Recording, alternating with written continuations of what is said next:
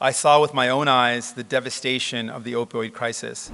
There's two clear feelings. One is we need this to be declared not just in words a national crisis, but underneath the Emergency Act, a national public health emergency.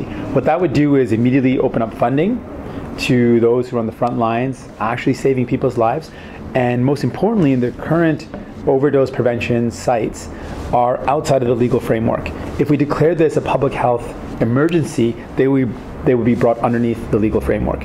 Just like if we had a Zika virus outbreak and we saw 3,000 people dying, I'm pretty sure we would immediately see some action on this. This is the same thing. This is a massive health crisis and we need to treat it as such. Our approach is to continue with this path of criminalization.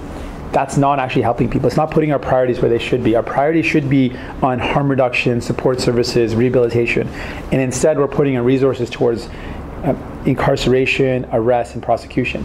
It doesn't make sense if we continue down a path which is not achieving our goals. We have a government that's talked about legalization of a substance, of marijuana, but they did not speak about decriminalization. So at this time, right now, people are currently still being arrested, still being prosecuted and incarcerated for a substance that will be legal.